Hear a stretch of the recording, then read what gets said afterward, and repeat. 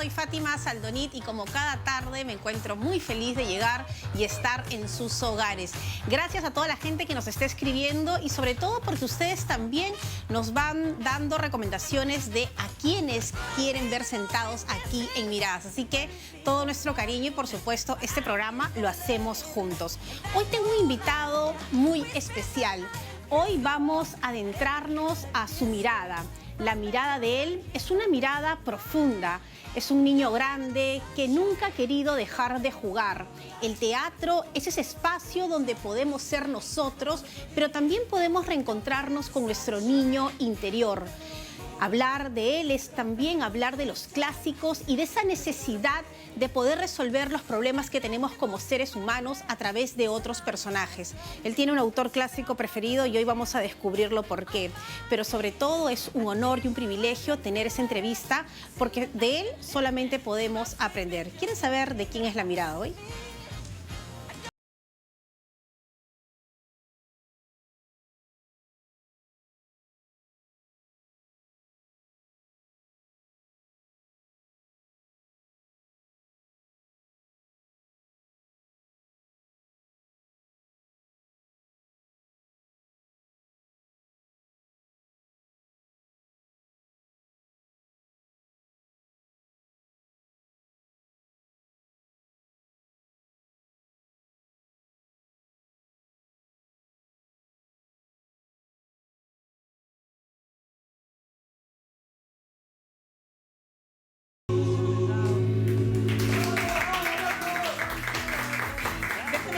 Por favor, hoy tenemos esta hermosa mirada de Alberto Isola aquí con nosotros. Muchas gracias, Fátima. Gracias. Bueno, y a mí me ha encantado porque, claro, estamos en un programa en vivo y te hemos hecho correr hoy. Bajo un par de kilitos, por lo Pero, menos. ¿sabes qué? Yo creo que es importante porque el actor siempre que entra a una escena viene de algún lugar, ¿no? Sí, viene de algún lugar y se va a otro. Y entonces esto te da el alma de la escena, ¿no? Aprendes a tomarte un par de segundos y entrar, ¿no? Vengas de donde vengas, es parte del ejercicio. Bueno, y justamente hablando de esta pasión, yo decía que hablar de los clásicos era hablar de ti, por esta pasión que tienes, pero ahora te estamos viendo en una propuesta teatral que es un sueño hecho realidad por los compañeros que tienes, ¿no? Y el tipo de obra que están haciendo. Bueno, a ver, El hombre que corrompió una ciudad era un proyecto muy querido de Coco Chiarella, de Jorgito, ¿no? Persona Nuestro querido Coco. Sumamente querida, sumamente extrañada. Y Mateo, su hijo, que además es un estupendo director, ha tomado la idea y nos pidió a varias personas cercanas a Coco que estuviéramos.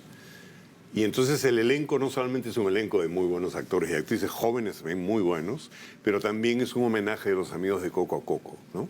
Claro, y además que esta obra es muy interesante porque es como que, a pesar, en el momento en que se escribe, también esos mismos problemas vivimos ahora, ¿no? La facilidad que tenemos de ser corrompidos a través de las cosas materiales. Así es una obra...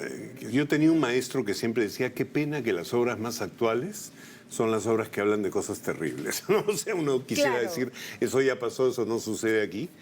Pero sí, la obra es como un cuento, es una parábola que habla sobre lo frágiles que somos los seres humanos y creo que viene en muy buen momento por muchas cosas, pero creo que además hace que el público se mire a sí mismo, ¿no? Porque estos personajes de esta ciudad que se llama Hadley se precian de ser absolutamente incorrompibles, perfectos y les pasa lo que les pasa, ¿no? Claro, y además que cuando se escribe Estados Unidos venía de abolir la esclavitud, Exacto. Pero además pasaban de lo rural a lo urbano y era como que el lugar donde nadie podía tener algún problema con la moral, ¿no? Absolutamente. Sí, pues estos personajes son además muy poco flexibles, entonces son tan... se precian tanto de su perfección que evidentemente van a terminar cayendo en la tentación, ¿no? Y cuando ustedes hacen ese trabajo de mesa, que yo creo que es una de las grandes posibilidades que tienen los actores antes de ya ponerse en el escenario, ¿qué venía a la mente de cada uno? ¿Qué les hacía referencia? ¿Con qué iban comparando? Tanto de su vida como lo que vivimos los otros. Bueno, Mateo, en los primeros ensayos hablábamos, cada uno habló un poco de cómo veía la situación cercana a nosotros, porque puede parecer que es una obra muy distante en el tiempo y en el espacio. Pero el teatro tiene esa capacidad de hacer que suceda aquí y ahora. Entonces hablamos mucho al comienzo, pero también empezamos a ver imágenes de la época. Se hizo un gran trabajo musical con César Vega, porque es una obra con canciones. No llega a ser totalmente un musical, pero eso también es un homenaje a Coco, porque Coco era un gran músico y Mateo también compone estupendamente. Pero sí, creo que lo que tratábamos de hacer siempre era, por supuesto, encontrar paralelos con nuestra vida cotidiana, cosa que lamentablemente no era difícil, y por otro lado, encontrar también ese mundo de la obra, que es un mundo muy particular, ¿no? ¿Cómo hace el actor para realmente tener esta voz del autor? Estamos hablando de Mark Twain, Sí. que tiene una propuesta de no solamente reflexión, sino de llamado a la acción y también de cuestionamiento. Bueno, creo que para mí es muy importante cuando hago una obra como actor y como director, no solamente que la obra me guste, sino que diga algo con lo que estoy de acuerdo y que me parece importante decir. Entonces, en ese sentido, pues era muy difícil no estar de acuerdo con Mark Twain, ¿no? Porque creo que es más que nada un llamado de alerta, porque creo que todos podemos caer no solamente en la corrupción, Dios no quiera, pero también en esta idea de ser perfectos y de ser que nada nos va a pasar y que somos absolutamente incólumes, y eso no es totalmente cierto tampoco, ¿no? Claro, y el teatro que tiene esta profundidad también tiene cosas muy simples como esta escoba. ¿Qué significa? No es que vaya a volar yo, por No, favor. yo sé. Pero Ese fue mi primer trabajo en el teatro. este de acá, lo que yo estoy haciendo. Pero lo hace muy bien. Sabes que yo no sabía. No sabía, No aprendí, claro. tuve que Eso aprender. ¿Por qué la escoba? ¿Qué significa? Él se muere de la risa, que Me Alberto. encanta que hayas sacado. Mira, es que yo entré al TUC, al Teatro de la Universidad Católica, de una manera muy particular. Yo hacía mis cosas por mi cuenta en el colegio, cuando salí del colegio, y Lucho Peirano, que en ese momento dirigía el TUC, fue a ver una obra que yo hice y me dijo, oye, muy interesante, ¿no te gustaría trabajar con nosotros en el TUC? Y yo dije, voy a ser el asistente de Lucho Peirano. Llegué el primer día y me dijo, mira, lo que tú tienes que hacer es barrer el escenario antes de cada función y preparar la utilería. Y me pareció la mejor manera de empezar. ¿Lo tomaste ¿sabes? bien? Muy Porque bien. una de las cosas No, con muy las que bien. se lucha, y tú como docente, es con el ego, ¿no? Ah, no, bueno, ahora además no solamente hay mucho ego, sino hay muy poca tolerancia a la frustración. Yo les digo a los chicos y a las chicas, a ustedes les pasa algo malo y se tiran al piso y no se levantan. Y en realidad esto tiene que ver mucho con seguir, ¿no? Con seguir avanzando. Y yo no sabía barrer. Ahora sí, a ver. Creo que barro bien. A ver, no sé, Alberto. A ver. Creo que barro. No, sí, creo No, que barro sí. bien. Sí, después se puede Sí, ya está. recoger. Pero ¿ah? esa barrida, así todavía... Pero es que esto tiene que ver con una obra que se llama Almacenados, donde aprendimos a barrer de una manera muy particular. Era una especie de coreografía. Claro, ya la vi ahí con movimiento. Porque mi personaje tenía eso, ¿no? Hay un responsable de esta manera de barrer de Alberto, y cuando uno barre el espacio, pero también va barriendo esas cosas de adentro que tiene, y quiero compartir una mirada contigo. A ver. Nos encontramos en el Teatro Nos de la Católica porque me han prometido que me van a enseñar a amar el teatro tal como lo hicieron con Alberto. ¿Cómo? Pues me van a dar el primer trabajo que tuvo este referente del teatro en el Perú. Acompáñenme. Barriendo el escenario. Así fue como fue creciendo este amor por la maravillosa carrera que tiene hoy por hoy Alberto. Pero para entrar más en contexto, está con nosotros Luis Peirano. Muchísimas gracias primero por aceptar la entrevista. No, qué ocurrencia, un placer. Y lo que quisiera saber es, ¿qué características tenía ese muchacho tan apasionado de 18 años? Bueno, Alberto ya venía con el bicho del teatro. Desde el colegio él ha dirigido obras de teatro en el colegio y con éxito, ¿ah? Incluso yo tuve la suerte de ver alguna. Y cuando llegó, pues yo simplemente le di el mensaje de bienvenida que nos damos siempre, señalando que parte del trabajo consiste en ser humilde y en realizar todo tipo de labores, incluyendo la de barrer el escenario, ¿no? Sí. Ahora, un punto importante es que más allá de verlo como mentor, hoy por hoy lo considera también un amigo. Entonces quisiera saber cómo es trabajar con Alberto. Bueno, es una alegría grande, ¿eh? Yo desde siempre pues he trabajado con él de diferentes maneras, ¿no? Como director, como actor, como cogestor de proyectos. Y es siempre bueno, te lo puede decir mucha gente, es un placer trabajar con él porque es una persona muy comprometida, muy sabia, con mucho criterio, con una gran formación y con una capacidad permanente de ponerse al día, de estar al tanto de lo que sucede, ¿no? Ahora, otro punto también es que han cosechado un montón de años trabajando juntos y quisiera saber qué experiencia o vivencia es la que tienes más palpable con él. Bueno, muchas. Sería muy difícil de señalar una, pero tal vez el tronco es que trabajar con él es siempre sumamente enriquecedor, siempre motivador, siempre sumamente creativo, y de eso se trata, ¿no? Estimado Luis, ¿por qué no aprovechamos ya que lo tenemos a nuestro querido Alberto viéndonos para darle un mensaje? Hombre, Alberto es un A1, ¿no? Alberto, sigue adelante. Yo me comprometo a acompañarte, barriendo el escenario y haciendo cualquier tipo de gestión que tú pienses que yo pueda hacer para ayudarte en tus proyectos, que son muchos. Ah, qué maravilla. Gracias, Lucho.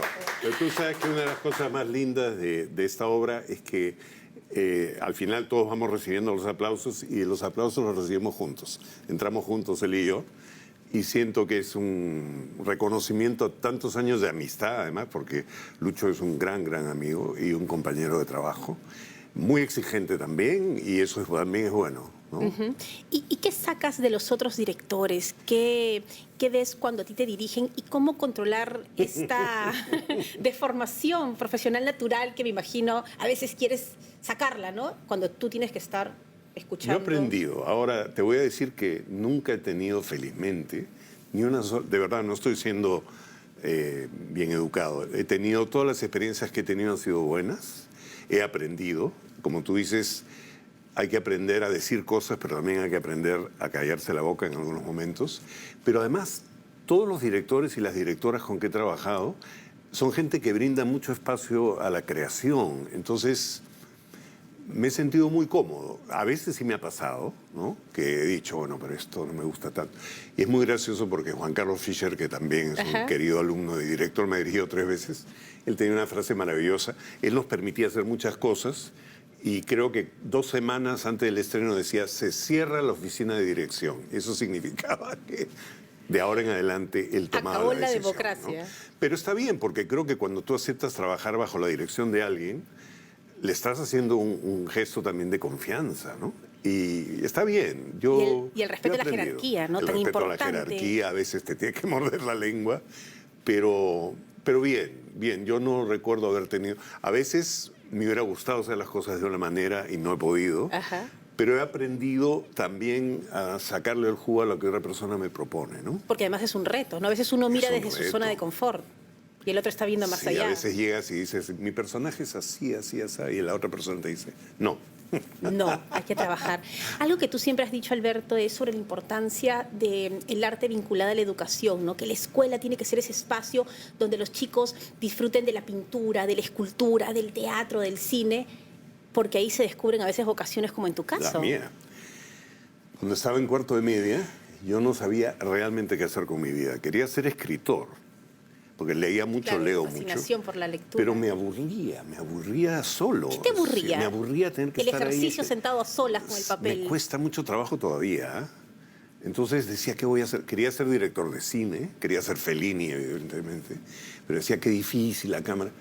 Y el hermano Paul Forgach, que era un hermano marianista del Colegio Santa María de Monterrico, con quien estuve en contacto hasta hace como unos 15 años que falleció, ¿qué habrá visto? Porque yo leía todo el tiempo y me dijo, mira, voy a hacer un grupo de teatro, ¿te interesaría ser parte? Y yo había visto algo de teatro, pero no tenía mucha familiaridad. Y mira, de verdad, me senté en ese primer ensayo y dije, yo no quiero hacer otra cosa el resto de mi vida. Fue así, ¿eh? Porque sentí que era este trabajo en conjunto, esta cosa de crear en conjunto, de crear en el espacio, de crear, era maravilloso. Y de verdad, mira, fuera de las crisis que todo el mundo tiene, nunca dejé de hacer. El año pasado cumplí 50 años de teatro y en ningún momento he dudado de lo que quiero hacer. ¿Y tampoco has tenido miedo? Miedo siempre. Si no tienes miedo, te tienes que preocupar, como digo yo.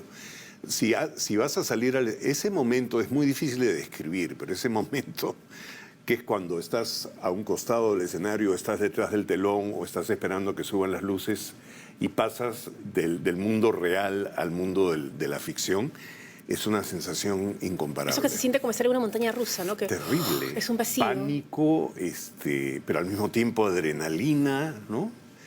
Me parece interesante porque hace poco vi un documental sobre una gran pianista argentina que se llama Marta Argerich, y es muy gracioso, el documental lo filmó su hija, y ella está a punto de dar un recital y es probablemente la más grande pianista contemporánea.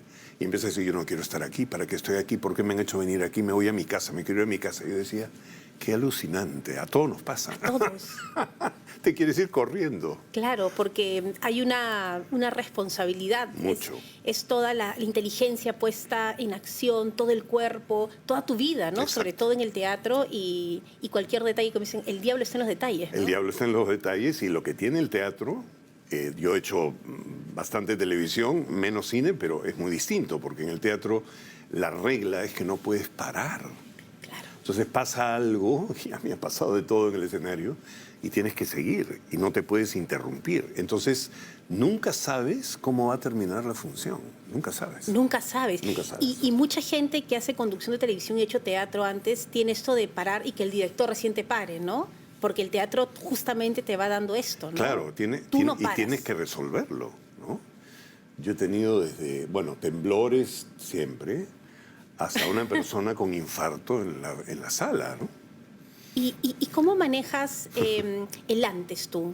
Es decir, tienes una manera de hacer las cosas especiales, ¿la has ido evolucionando a través del tiempo? ¿Cómo es el antes Depende para mucho ti? de la obra, ¿sabes? Yo siempre llego... Mucho depende de la obra. Por ejemplo, cuando hicimos Rojo con Juan Carlos Fischer, el personaje, que era un personaje real, Mark Rothko, este pintor norteamericano, fumaba muchos cigarrillos y la obra exigía que yo fume cigarrillos, pero dijimos, no, es muy difícil, yo no fumo además.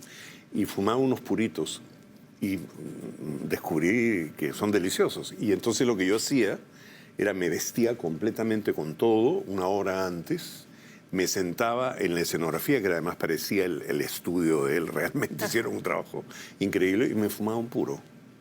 Y esa era mi manera de entrar. Depende mucho, a veces haces ejercicios físicos, a veces bromeas con las otras personas, depende mucho de lo que la obra te exige.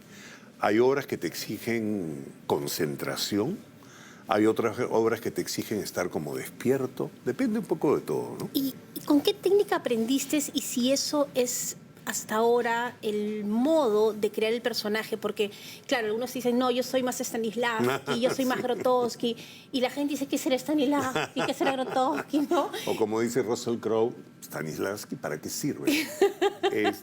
Se le puede perdonar porque es un buen actor, pero acaba de decir una barbaridad. Yo creo que él es Stanislavskiano, aunque diga Totalmente. que no. Konstantin Stanislavski fue este gran actor ruso que tuvo la posibilidad, que es una cosa que no le pasa a mucha gente, de investigar sobre sus problemas. Él tenía problemas que cualquier actor encuentra. Su gran problema es por qué este tipo de personaje me sale bien, este no, por qué esto no me es convincente, por qué... Y desarrolló una técnica que se puede reducir a una cosa muy sencilla y muy compleja a la vez, que es que tú tienes que acercar la obra a ti para poder hacer el personaje. Si yo hago un personaje que tiene ciertas características, que vive en otra época, etc., si yo no lo acerco a mi experiencia, es muy difícil hacerlo. Entonces, básicamente esa es la técnica de Stanislavski, la capacidad de... Hay gente que dice identificarse, puede ser, pero de conocer al personaje, de acercarlo a ti, ¿no? Ahora, uno interpreta, uno es, uno presta, uno se va. ¿Qué pasa con...? Y hablo desde tu experiencia, porque cada uno me podrá dar una respuesta distinta. Yo siempre he dicho que algún día habría que hacer una obra sobre todo lo que pasa por la cabeza de un actor o una actriz. Desde... esto estoy haciendo, acá tengo que hacer esto, me tengo que poner bajo la luz. Ha venido tal persona, por eso a mí no me gusta nunca saber quién está. Me explico, o sea, hay Claro. muchas cosas. Filosofía pura. Pura, pero yo trato de concentrarme mucho en lo que yo considero que es esencial en el escenario, que es escuchar a la otra persona. Cuando tú tienes una escena con la otra persona, lo más importante es lo que nos está pasando ahorita. Es que tú me estás escuchando, yo me estoy comunicando contigo, porque es de la escucha, como la llamamos en el teatro, la escucha, que surgen tantas cosas. Entonces la concentración tiene que ver con la otra persona. Por eso es tan importante el trabajo de teatro para cualquiera. para cualquier persona, porque te ayuda no solamente a desinhibirte, pero a escuchar a las otras personas, que es una cosa que no digamos que está muy de moda últimamente, ¿no? Claro, y en esos tiempos de que yo puedo todo solo, porque además tengo la tecnología, y la vida real te dice, no, todo es colaborativo, el teatro te da esa posibilidad también, ¿cierto? Yo creo que el teatro es esencialmente colaborativo. Por supuesto que hay grandes sofisticaciones también ahora en el teatro, y bienvenidas sean, pero lo que sigue siendo el corazón del teatro creo que es la experiencia humana y el grupo humano, ¿no? Una de las cosas más bellas de este montaje que estamos haciendo es toda esa gente, porque además nos conocemos, ¿no? Con algunos, Lucho, yo lo conozco desde que tenía 17 años, es un poco mayor que yo, no mucho, pero es como que se forman como familia, se vuelve una cosa muy intensa que puede durar 3 meses, 4 meses, 2 meses, y después todo se deshace. Pero en ese momento se crea realmente, yo siempre digo que es como una pequeña utopía, ¿no? Porque es como un mundo en el cual, creo yo, todos nos preocupamos por todos, tenemos un fin común, estamos atentos a todo lo que les pasa a los demás. Es como una sociedad ideal, ¿no? Y es cierto que hay esta unión tan fuerte porque muy rápidamente tiene que desnudarse frente al otro, o sea, sí, lo que sí. demora unos años de amistad, ¿no? Yo te voy contando, pero es como que en un ejercicio teatral te muestras vulnerable o dices las cosas más íntimas tuyas y el otro también. También, aunque no eres tú realmente, ¿no? Es un juego constante, Ajá. ¿no? No, yo creo que el personaje es mitad. Yo creo que el personaje tiene mucho de tus vivencias, de tus sentimientos, pero también tiene otras cosas que me parece fascinante, ¿no? Investigar, mirar. Yo leí cuentos de Mark Twain, ya había leído antes, vi algunas películas, vi cuadros. Me acordé yo estudié en un colegio de sacerdotes norteamericanos y mi personaje no es un sacerdote católico, es un pastor evangélico, pero me acordé de muchas cosas y me sirvieron, ¿no? Entonces las traje a ese mundo.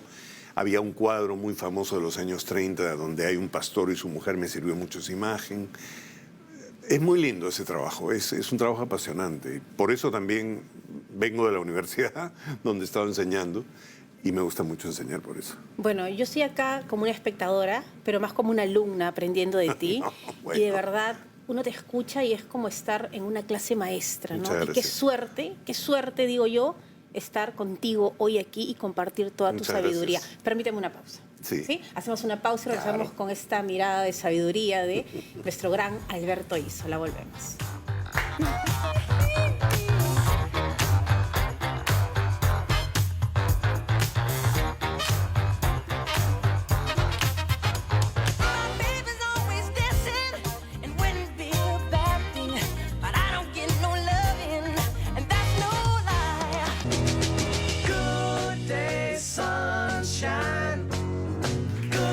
Estamos aquí con la mirada de Alberto Isola y antes de seguir con esta clase maestra, como digo, quiero recordarles algo muy importante. Estamos todos unidos aquí en el IRTP, en esta campaña donde debemos recordar que somos 33 millones unidos ante el fenómeno El Niño.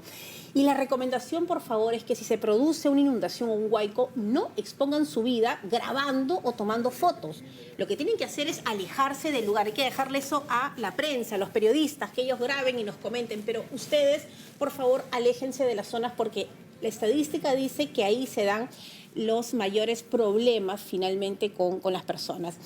Así que ya lo saben. Bueno, estamos aquí, Alberto, y algo importante que yo siempre destaco en ti es el compartir el conocimiento, ¿no? Con tus compañeros, porque es un ida y vuelta, pero también tú haces sentir a tu alumno que hay un aprendizaje de ellos hacia ti y de ti hacia ellos. Y eso es como que, ¿cómo? Tú no nos vas a enseñar, nos vamos a aprender, ¿no? Vamos a compartir. Yo siempre siento que enseñar es compartir tu experiencia con otras personas para que encuentren su manera, porque creo que enseñar actuación es ayudar a cada persona que encuentre su manera de trabajar. Hay una serie de cosas generales, por supuesto, Stanislavski y tantas cosas, pero yo insisto mucho en eso, ¿no? Entonces, es fascinante porque tienes una clase, yo ahorita tengo 16 alumnos y alumnas, estamos haciendo un montaje juntos, y cada uno es un mundo, ¿no? Y cada uno es un mundo y cada uno aporta cosas muy interesantes. Entonces, yo aprendo un montón también. Y ¿Y cómo es una clase de teatro? La gente es muy divertido porque se imagina muchas cosas. Uy, están todos sentados escuchando y leyendo los clásicos. Otros dicen, no, me han contado que comienzan a jugar como niñitos. No, otros hacen como animales y hacen sonido. ¿Cómo es una clase? Todo eso junto. Creo que sobre todo crear un espacio donde la gente se sienta tranquila y segura de probar todo lo que quiera probar. Y juegue, ¿no? Hay mucho juego, hay mucho análisis, hay un trabajo minucioso, por ejemplo, de ciertas cosas. Pero, por ejemplo, esta mañana yo estoy haciendo ahora un montaje con los alumnos y alumnas de la FARES, que se estrena en febrero, se llama Naufragios, de Lina Prosa, que es una dramaturga italiana, y es una obra sobre los jóvenes que cruzan África hacia Sicilia y se hunden. Claro. Entonces, claro, tú dices, ¿qué le puede decir eso a un grupo? Y han encontrado conexiones y hoy día el grupo de las chicas preparó una escena y era mucho mejor de lo que yo me hubiera imaginado nunca. Así que eso también es bonito. Cuando de repente ves eso, me dijeron, vamos a presentar lo que hemos preparado y era fascinante. Entonces, yo no creo que me aburriría nunca de enseñar actuación. Bueno, y cuando uno habla con cualquiera de tus alumnos, es tan bonito todo lo que dicen de ti. Justamente tengo no una mirada, sino una llamada en este caso. A ver, vamos a ver a quién tenemos en la línea. Hola. Hola, ¿qué tal? Alberto. ¿Cómo estás? Mariela. Mariela, ¿cómo estás? Mariela Zanetti, Mariela un aplauso Zanetti, para Mariela. claro. Mariela, gracias por estar aquí con nosotros. Aquí está Alberto. ¿Cómo has vivido esta experiencia de ser su alumna? Ay, tú no sabes, Calver. Tengo miles de anécdotas con él. Creo que fue una de las etapas más lindas de mi vida. Una experiencia única e inolvidable. Porque además de ser un gran profesor, era como un papá para todos nosotros. Sí, lo renegaba también, no creas. Pero fue una linda experiencia porque fue un año de trabajar en la Escuela de Talentos de Frecuencia Latina con un grupo de como 20 personas y todos, cada uno a su manera, han seguido su camino, ¿no? Y yo he seguido a Mariela, de vez en cuando nos vemos, nos contactamos y les tengo un enorme cariño, además. A Mariela le tengo un gran cariño y me alegra mucho poder hablar con ella porque hace tiempo que no hablamos, no nos vemos. ¿Y qué te queda? Porque uno siempre tiene profesores y tiene maestros. Y yo siento que Alberto es un maestro también de la vida. Algo que aprendiste en estas clases para actuar, pero que te han quedado para ser aplicadas en lo cotidiano. Por supuesto, de Alberto yo aprendí a ubicarme en una. Y al sentido de la responsabilidad. ¿Verdad? Increíblemente el sentido de la responsabilidad, porque mira, tengo miles de anécdotas y te voy a contar una así rapidito. Alberto, la entrada era 9 de la mañana, llegabas 9 y 1 segundo y en tu cara te cerraba la puerta. Sí, verdad. Y era una cosa que decía, pero Alberto, pero yo estaba ahí. No, porque tú tienes que estar antes y el actor siempre tiene que estar antes. Y es algo que se me quedó tatuado en el alma. Y cada vez que yo llego a un trabajo tengo que llegar antes, porque es algo que ya es como que se me impregnó en el ADN. Y sobre todo ubicarse, ¿no? Porque el actor de por sí vive del ego, porque todo el mundo lo quiere, lo aplaude. Entonces es bien fácil que su ego se eleve. Y Alberto siempre nos ubicaba, nos decía, ustedes pueden ser actores y todo, pero ustedes no son nadie.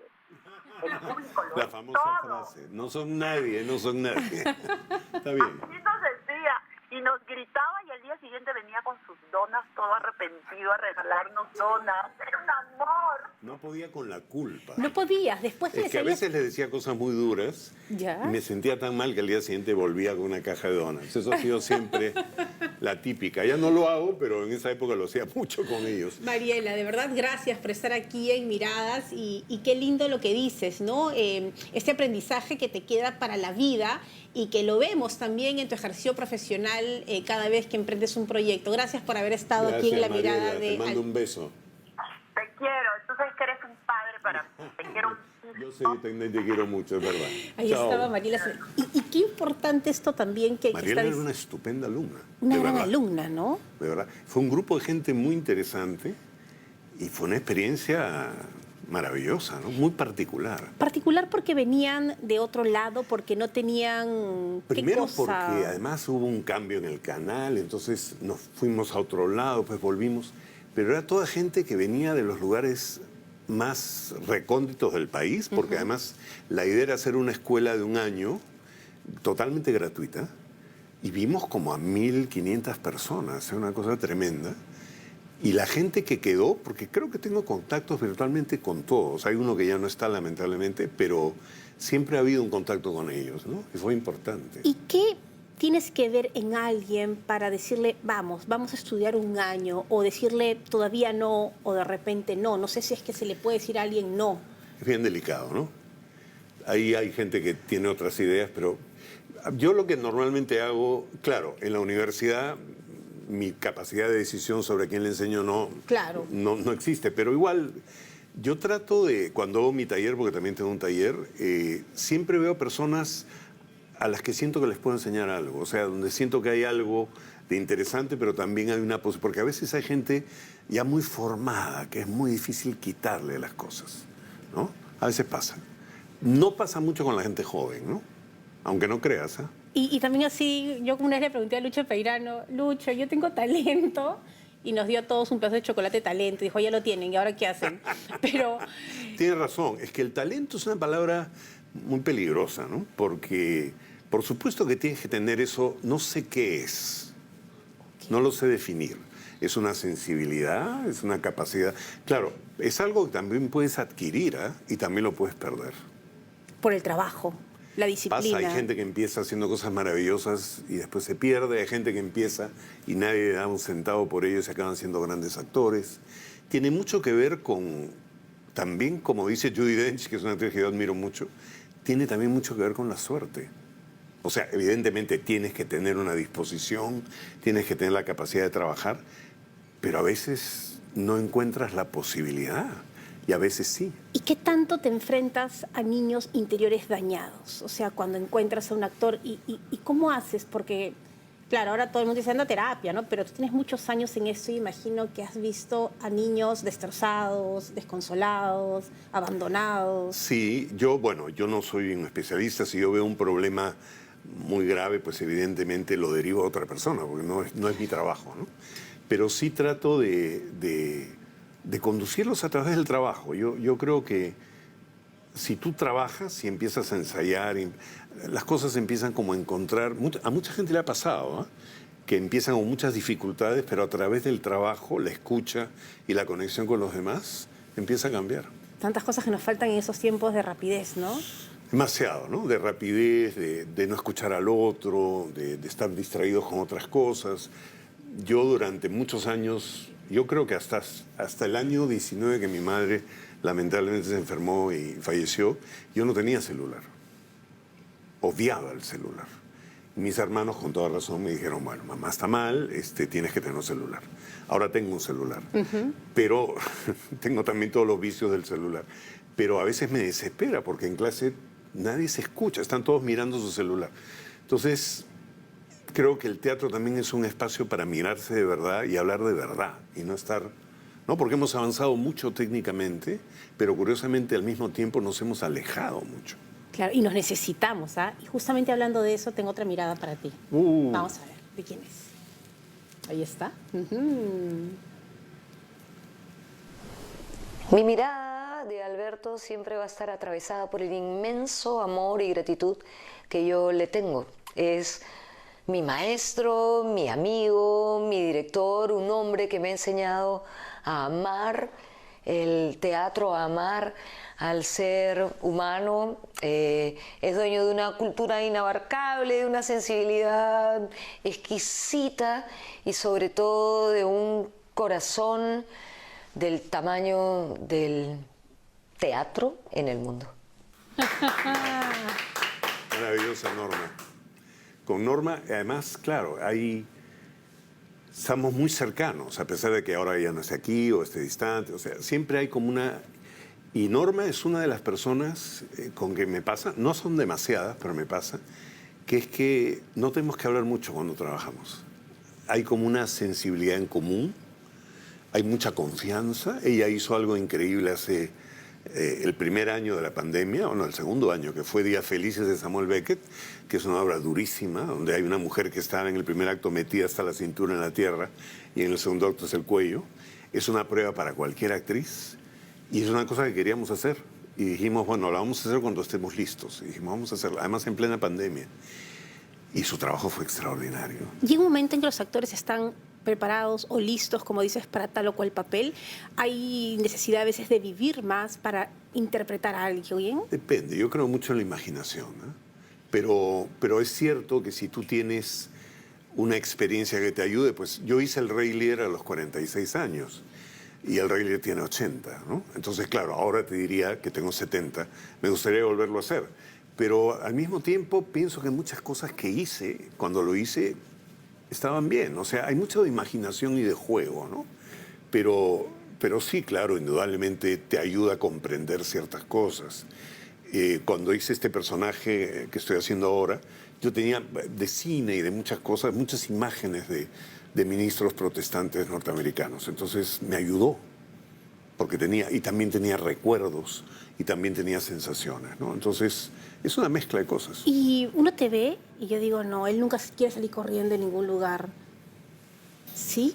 Mira, te voy a decir una cosa tremenda, pero yo diría que la mayoría de las veces que tengo función, eso lo puede decir Lucho y toda la gente que está ahí, lo primero que quiero hacer es irme corriendo. Porque me da miedo, porque... ¿no? Entonces, una vez leí una biografía de un gran actor español que se llamaba Fernando Fernán Gómez, que era un actor de teatro además y de cine, y en uno de los capítulos decía, lo primero que siento cuando voy a dar una función es que me quiero ir corriendo. Y dije, bueno. ¿Y cómo manejas lo privado con la profesión? Porque yo digo, no, Alberto la tiene clarísima. Esto es así, esto es asá. ¿Sabes separarla muy bien o también te pasa que se mezclan y uno quiere gobernar al otro? Yo no las mezclo de otra gente. Claro, ahí está la respuesta. Yo lo tengo claro, pero sí, es que es difícil, pues, porque lo que pasa cuando eres actor o actriz es que a la gente le es muy fácil creer que tú eres así, como los personajes. A mí me pasaba cuando empecé a hacer televisión, que fue una experiencia extraordinaria también.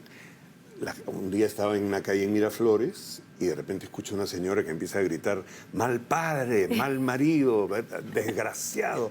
Y yo decía, ¿a quién le está gritando esta señora? ¿A quién? Y me estaba gritando a mí. Porque yo estaba haciendo un personaje en ese momento que era así.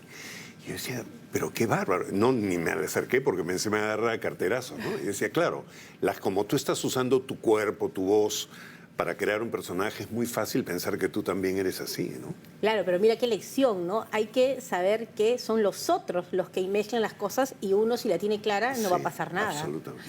Permíteme otra pausa y regresamos aquí con la mirada de Alberto.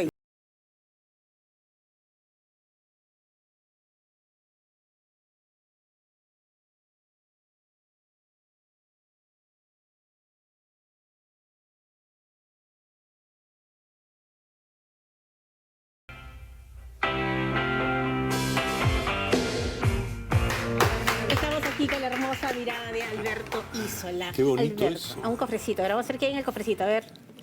Oh. Sácalo, pues. A ver. Pero claro.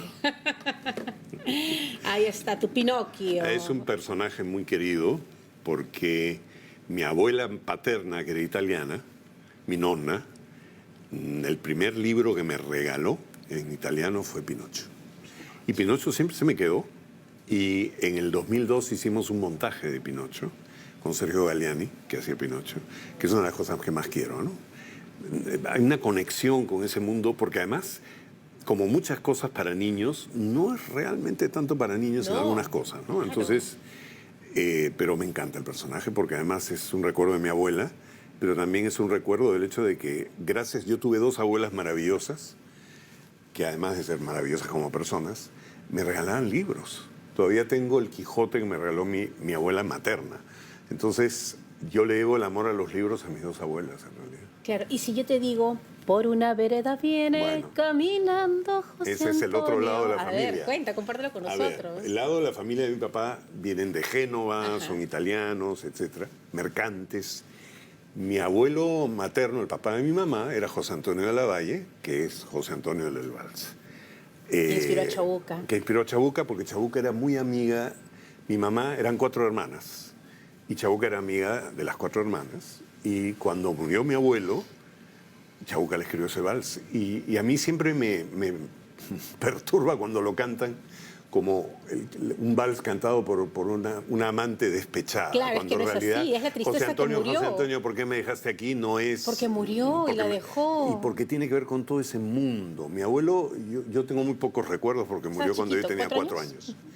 Pero, por ejemplo, mi mesa de trabajo es su mesa de trabajo. Entonces, los objetos hay tienen... una cosa ahí, ¿no? Me hubiera encantado conocerlo. Es un hombre que apoyó mucho las artes. Y claro, pero está su recuerdo, ¿no? Y ese vals tan bonito. Y la única vez que realmente conversé con Chabuca fue una cosa muy breve. Me dijo, tiene sus ojos. Y fue como, wow. Me dio mucha pena no conocer más a Chabuca. Fue una cosa como un momentito que nos cruzamos. Y me dijo, tienes los ojos de José Antonio. Claro, porque al final somos todo lo que venimos de la familia, ¿no? Claro. Bueno, y además tu abuelo también rescató a este caballo que ya estaba perdido, que ya no estaba presente en Europa, y lo rescató y ahora podemos disfrutar y es nuestro patrimonio cultural. ¿Por qué es tan importante la casa, Alberto? Lo que vives, la niñez, estos libros, el Pinocho, el Quijote. Que te abre mundos, ¿no? Yo siempre creo que lo que más agradezco de mi infancia y mi adolescencia son personas, y tuve mucha suerte, no solo en la familia, en la universidad. Mi padre, cuando yo le dije, yo terminé quinto de media, y le dije, quiero ser director de teatro, me dijo, de ninguna manera. Creo que además le parecía como domador de circo. Claro. Parecía una cosa completamente extraña. Y me dijo, quédate 2 años en las letras de la Católica y a ver qué pasa. Y tuve unos maestros increíbles, de otras cosas, ¿no? Entonces he tenido mucha suerte. Y yo creo que la gente que más me ha marcado es gente que me ha abierto caminos, ¿no? Y creo que una manera de agradecer eso, yo veo la enseñanza así, es justamente abrir caminos, ¿no? Y si yo te enseño este otro elemento. ¿La jirafa? Sí. Tú sabes que hay una cosa bien curiosa. Hice una obra que se llamaba Tristeza y Alegría en la vida de las jirafas, que además la protagonista es alguien muy importante para mí, que es Alejandra Guerra. Pero tú sabes que además a mi mamá, las amigas de mis hermanas le decían tía jirafa. ¿Así? Porque mi mamá tenía un cuello muy alto. Así que las jirafas son una mezcla de cosas, ¿no? El mundo de mi mamá, que era una mujer muy alta, y el mundo de esa obra, que tiene que ver mucho también con la infancia, con los recuerdos, y que fue una experiencia muy bonita. ¿Y qué recuerdos de tu mamá? Yo sé que en el 2019 ella nos dejó, pero era muy estricta, era de jugar. ¿Cómo la recuerdas? No era excesivamente cercana, pero tampoco era excesivamente lejana. Es que eran otros tiempos. Eran otros también. tiempos. Y a veces juzgamos, ¿no? Y a la historia Sí. no hay que juzgarla con No, ojos de yo creo modernidad. que aprendes con el tiempo, ¿no? Claro. Pero a mí siempre es bien interesante porque mi madre, yo me enteraba de cosas por otras personas que pensaba sobre mí o decía sobre mí, ¿no? Pero Y qué eran curioso. buenas, ¿no? A ver, Eran mira, buenas. A tú ver. me estás diciendo que tú te enterabas de cosas de tu mamá por otras personas. Sí. Y mira lo que te he traído, ¿ah? Y justamente eso es la esencia de este autor. A ver si me sale. Ah, claro, el más grande de todos. Ahí está. Pero es que no puedo creer lo que me acabas de decir, porque muchos de los personajes, ¿no? Miren, mi traducción es lo máximo. Muy lindo, estupendo. Muchos de los personajes de Shakespeare se enteran de cosas a través de otros. nosotros. No es que mi mamá me escondiera cosas, pero creo que, por ejemplo, su orgullo por mi trabajo, ella iba a ver todo lo que yo hacía. Pero, por ejemplo, siempre era muy cariñosa conmigo, pero le decía más a otras personas lo orgullosa que estaba. Y eso me parecía bonito, me conmovía. Era una mujer sumamente inteligente, además. Creo que sabía exactamente qué decir y no decir, ¿no? Ajá. Y sí, fue muy importante para mí. Claro. Y llegando a Shakespeare, es este autor que tú creo que hay una relación única, especial, ¿no? Y cuando hablamos de Shakespeare, pues, ¿qué son? 36 obras entre la tragedia, la comedia y la Claro. historia, ¿no? En sus famosos folios, ¿no? Imagínate. Shakespeare es bien curioso porque yo no, o sea, me gustaba, pero me gustaban más las historias. Cuando leía las obras, había algo que no... Y eran las traducciones, ¿ah?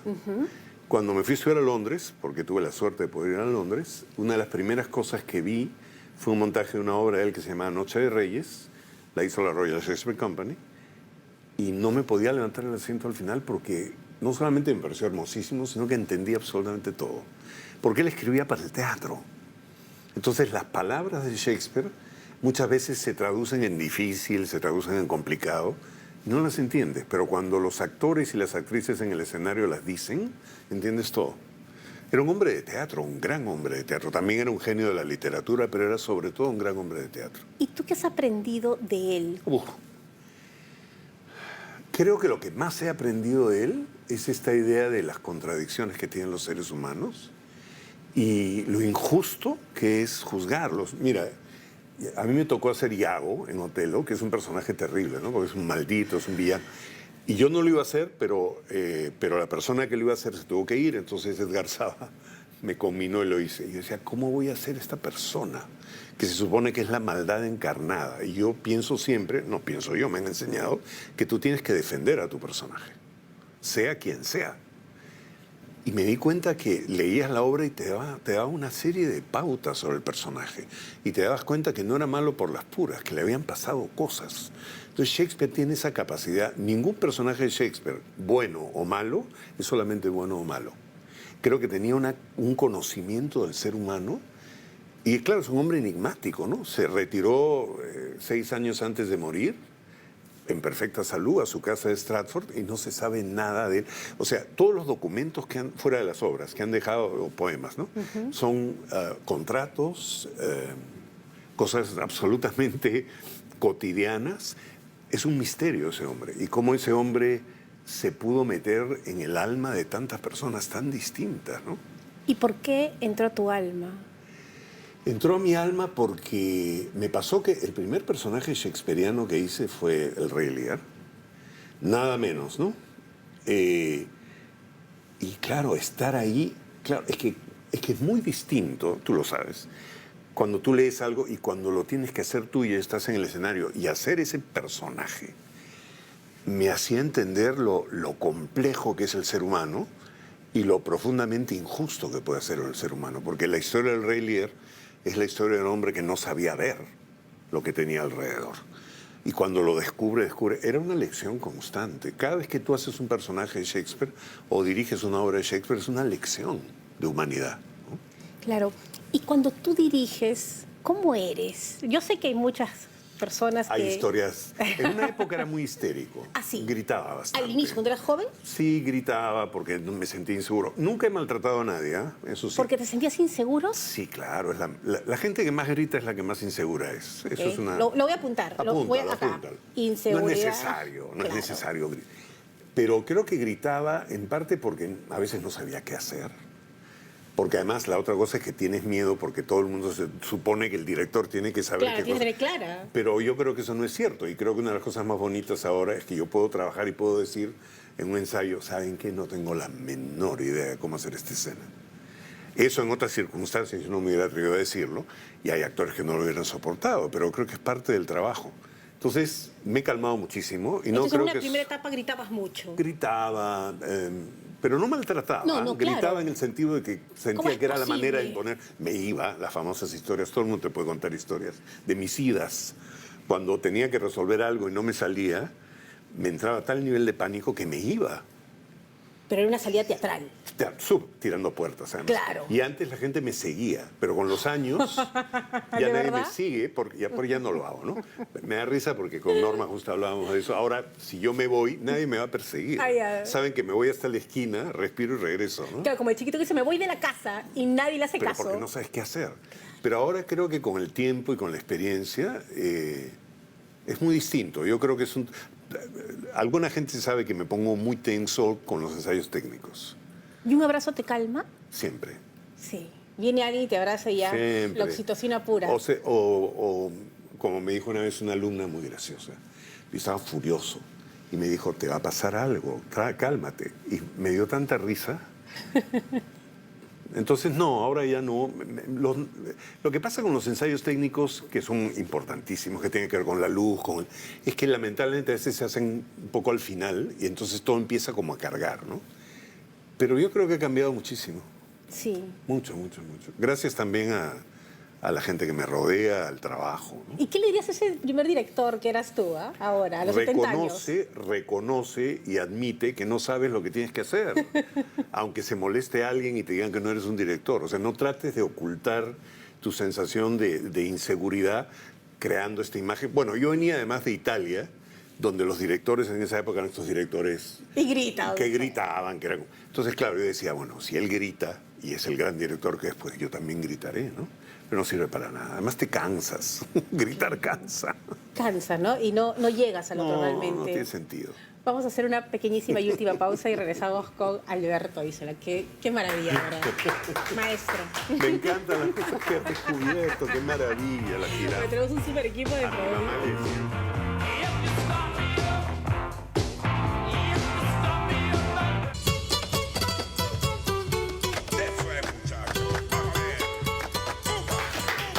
Estamos con la mirada de Alberto Isola y justamente hablamos un poquito de esta gran experiencia que había sido para ti entrar a la televisión y actuar en otro formato con otra mirada de lo que tiene que dar el actor, ¿no? Tuve mucha suerte porque la primera cosa que hice fue una telenovela que se llamaba La Noche de Iguana. Y claro, Roberto Moll hacía un narcotraficante, yo hacía su abogado, y nos mataban en el capítulo 20. Y de repente hicieron estos focus groups y dijeron, no, la historia de estos personajes le gusta más al público que la otra. Y me quedé los 150 capítulos. Y yo no sabía, me paraba, hacíamos la escena y después hay que repetir. Y yo decía, ¿pero por qué? Porque me ponía de espaldas a la cámara. Claro. Sabes que tuve la enorme fortuna de tener, además, dos compañeros sobre todo, que fueron Roberto Moll y Lourdes Berninson. Roberto me movía en la escena. Para la cámara. Para que yo me agarraba y decía, ¿qué está haciendo? Me estaba moviendo para que no le espalda a la cámara y se me vea. Aprendí mucho. Fue muy lindo. Hasta el tono, ¿no? Todo de cómo aprendes. hablas, cómo miras. Ahora, yo no me podía ver. No. Al comienzo. Y Roberto, que es una persona que yo quiero mucho y admiro mucho, me dijo, tienes que verte siempre. Y yo veía todos los capítulos de todo. Para ir corrigiendo. Claro, porque decías, ¿cómo pude hacer esto? O esto pasó acá. Y fue una experiencia también. Tuve mucha suerte, porque estuve en algunos proyectos muy bonitos. Girasoles para Lucía, por ejemplo. La Perricholi, los exitosos Gómez. Con muy buenos compañeros, y fue una experiencia, ese lado lo extraño, ¿no? Ahora no sé si podría quedarme tantas horas, Claro, el ritmo es... pero me encantó la experiencia, la agradezco profundamente. Y además los compañeros que hiciste, ¿no? Geniales. Sí, te quieren muchísimo. Tuve mucha suerte, además, de conocer a mucha gente, ¿no? Y por ejemplo, en La Noche estaba Adolfo Schumann, y era conocer a Adolfo y trabajar con Adolfo fue también toda una experiencia, ¿no? Yo le decía, si no... Yo que decía, vamos a hacer teatro juntos, nunca se atrevió. Todavía me la debe. Te la debe. Te voy a pedir, Alberto, que nos dejes una frase, por favor, ahí en nuestra pizarra. Ahí está. Te voy a poner, estaba pensando, porque siempre me preguntan los alumnos, me da risa cuando te dicen, deme un tip. A ver. ¿No? Y tú dices, ya, y yo me acuerdo... Ahí tenemos un espacio y vamos a pedirle a Alberto a ver qué nos deja. Las Ahí famosas 3 P's. A ver, ¿cuáles son? Pasión. Pasión, recuerden, ¿ah? Persistencia. Persistencia. Y sobre todo, A ver, ¿cuál? paciencia. Pasión, persistencia y paciencia. Aquí el maestro Alberto Siempre me acuerdo. Isola. Alberto querido, gracias por habernos No, gracias regalado a ti. este momento. Te admiramos, te queremos y sobre todo reconocemos tu gran aporte al Teatro Nacional. Muchas Eres gracias. nuestro maestro y gracias por todo y sobre todo por aprender contigo a reconocer cuando nos equivocamos y seguir para adelante. Eso es bien importante. Gracias. Gracias. Ah, Gracias qué a ustedes maravilla. también, gracias. La mirada del gran Alberto Isola. Gracias por habernos acompañado. Mañana regresamos. Lindo. Gracias, Alberto. Nos vamos. Mañana regresamos como siempre a las 12 en punto aquí en Miradas. Nos vamos. Chao. Tú sabes que siempre me acuerdo. Bajaré, fina garúa de junio, le besa las dos mejillas y 4 cascos cantando van camino de Amancas, qué hermoso